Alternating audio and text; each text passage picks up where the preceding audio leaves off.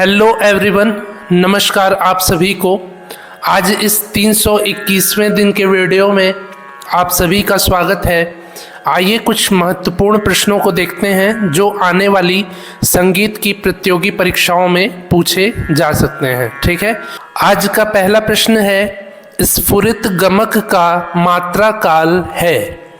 स्फुरित गमक का मात्रा काल है 1/6 मात्रा काल। ठीक है, 1/6 मात्रा काल है स्फुरित गमक का मात्रा काल। दूसरा प्रश्न है, गंभीरता पूर्वक स्वरों के उच्चारण को कहते हैं। गंभीरता पूर्वक स्वरों के उच्चारण को कहते हैं गमक। ठीक है, गमक को गंभीरता पूर्वक उच्चारित किया जाता है, यानी कि स्वरों को जब निकाला जाता है गंभीरता के साथ तो उसको गमक कहते हैं। तीसरा प्रश्न है, भातखंडे संगीत संस्थान में सर्वप्रथम तबला वादन के अध्यापक के रूप में नियुक्ति की गई थी। भातखंडे संगीत संस्थान यानी कि जो लखनऊ में है भातखंडे संगीत विश्वविद्यालय, उसमें तबला वादक के शिक्षक के रूप में सबसे पहले नियुक्ति की गई थी आबिद हुसैन जी की। उस्ताद आबिद हुसैन जी की नियुक्ति की गई थी सबसे पहले तबला वादक अध्यापक के रूप में भातखंडे विश्वविद्यालय में। ठीक है, इसके बाद चौथा प्रश्न है, निबद्ध गान के अंतर्गत आते हैं। निबद्ध गान के अंतर्गत आते हैं प्रबंध, रूपक और वस्तु। प्रबंध, रूपक और वस्तु ये निबद्ध गान के अंतर्गत आते हैं।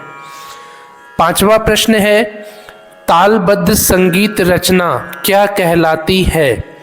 तालबद्ध यानी कि ताल से बंधा हुआ संगीत का रचना कहलाता है निबद्ध गान, यानी कि जो बंधा हुआ हो वो उसको निबद्ध कहते हैं।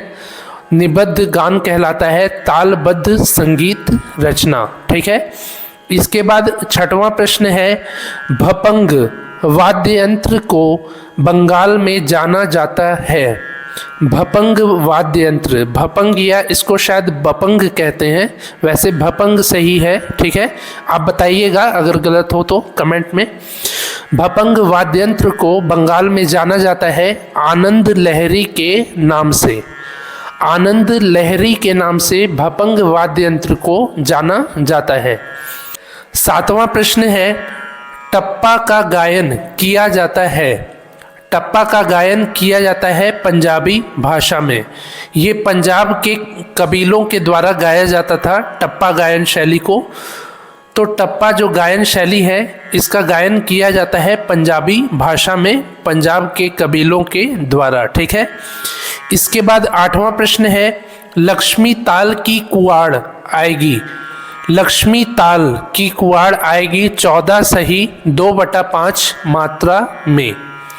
14 मात्रा में आएगी ही और 15वें मात्रा के 2/5वें भाग में लक्ष्मी ताल की कुआड़ जो है वो आएगी। ठीक है, इसके बाद 9वां प्रश्न है, झाला का वादन सितार पर किया जाता है।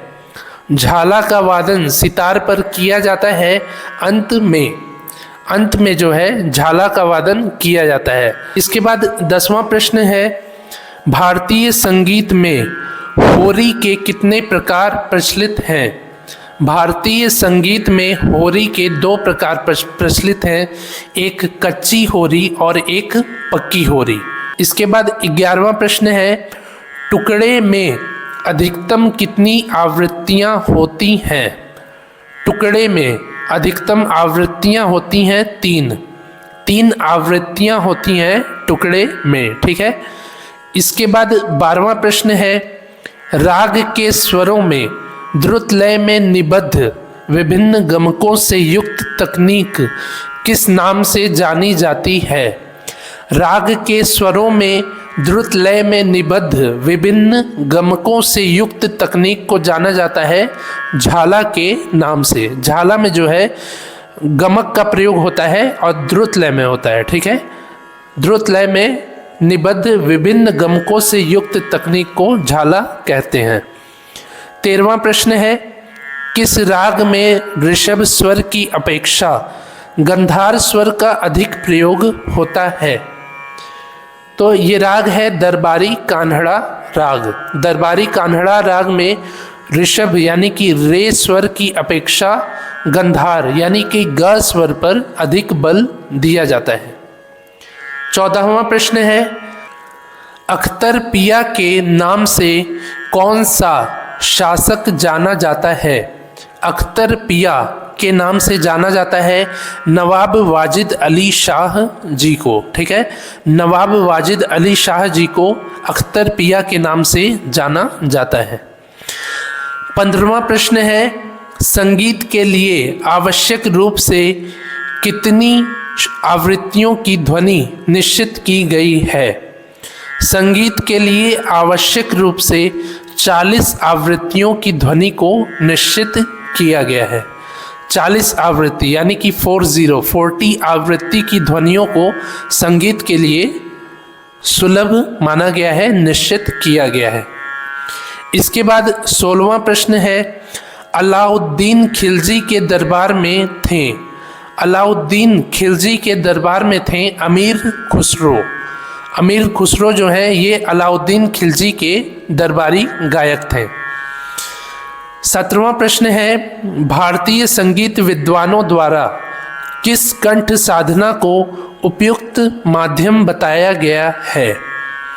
तो खरज साधना जो होती है, मंद्र सप्तक में जो साधना किया जाता है उसको खरज साधना कहते हैं। तो खरज साधना को भारतीय संगीत के विद्वानों के द्वारा कंठ साधना के लिए उपयुक्त बताया गया है। 18वां प्रश्न है, सम से पहले आने वाले आरंभिक स्वर समूह, शब्द समूह तथा मात्राएं क्या कहलाती हैं? सम से पहले आने वाले आरंभिक स्वर समूह, शब्द समूह तथा मात्राओं को कहते हैं मुखड़ा। जो पहले आता है, पहले का जो 2 लाइन होता है स्थाई, उसको मुखड़ा भी कहते हैं। तो वो शब्द समूह से पहले आता है, मतलब 2 लाइन का जो विशेष स्वर समूह, विशेष शब्द समूह होता है उसको मुखड़ा कहते हैं, जो कि आरंभ में आता है। ठीक है, इसके बाद 19वां प्रश्न है, लक्ष्मी ताल की मात्रा है। लक्ष्मी ताल की मात्रा है 18 मात्रा। 18 मात्रा की ताल है लक्ष्मी ताल। 20वां प्रश्न है, बनारस में तबला बजाने की शुरुआत की जाती है। बनारस में तबला बजाने की शुरुआत की जाती है उठान के साथ। पहले सबसे पहले उठान बजाया जाता है, फिर उसके बाद जो है अन्य चीज़ों को बजाया जाता है बनारस घराने में। ठीक है, तो ये हो गए आज के 20 महत्वपूर्ण प्रश्न। उम्मीद है आपको ये सभी प्रश्न अच्छे से समझ में आए होंगे।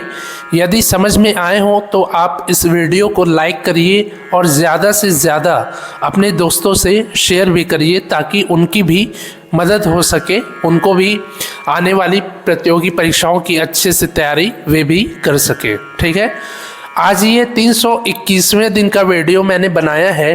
इसके पहले की 320 वीडियोस के प्लेलिस्ट का लिंक नीचे डिस्क्रिप्शन में है।